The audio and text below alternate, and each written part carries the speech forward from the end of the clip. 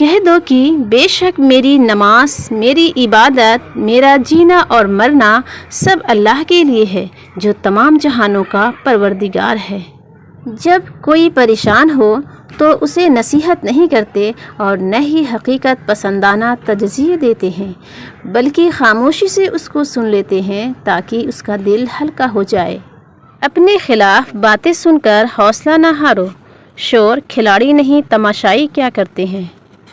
اذان کا انتظار کرنا کسی کا انتظار کرنے سے لاکھ درجے بہتر ہے۔ محبت اللہ جل جلالہ سے ہو جائے تو ملاقات کی تڑپ فجر سے شروع ہوتی ہے اور تہجد پہ ختم ہوتی ہے۔ عورت بڑے گھر، پیسے اور لگژری سے زیادہ اپنے شوہر کی وقت، توجہ اور محبت کی طالب ہوتی ہے۔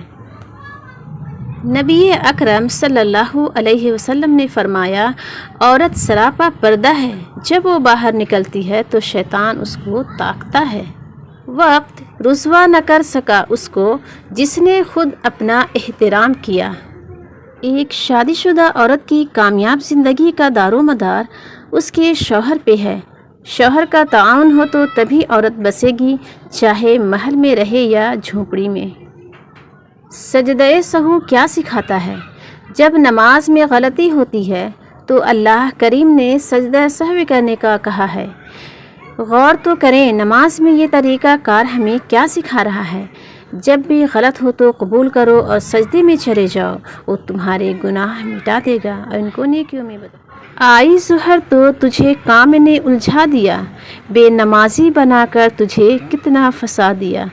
دے گا رزق تجھے نماز کے بعد بھی، پالے گا رب تیرا گھر نماز۔ اگر انسان کو یہ بات سمجھ آ جائے کہ زندگی سفر ہے منزل نہیں، تو اس کی زندگی کی ساری الجھنیں ختم ہو جائیں گی۔ کوشش کرو کہ کوئی تمہارے حق میں اپنا معاملہ اللہ پہ نہ چھوڑے۔ ہمیشہ ان لوگوں سے ڈرو جو اپنا معاملہ اللہ پر چھوڑ دینے والے ہوں۔ اللہ کی محبت کا نور جب سینے میں اتر جائے تو اس نور سے انسان کا اندر باہر چمک اٹھتا ہے۔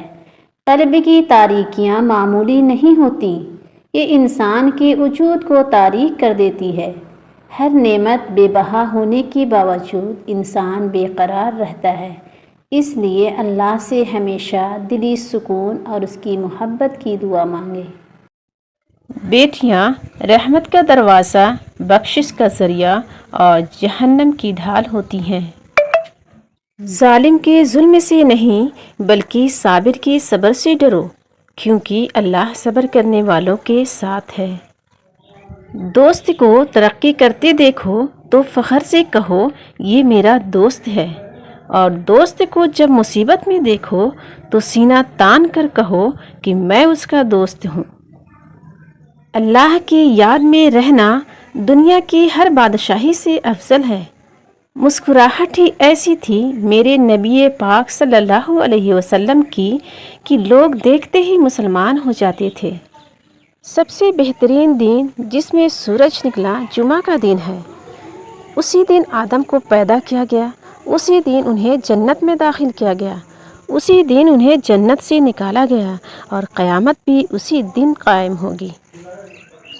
ہمارے پیارے نبی صلی اللہ علیہ وسلم نے فرمایا، الدنیا متاع وخیر متاع الدنیا المرأة الصالحہ۔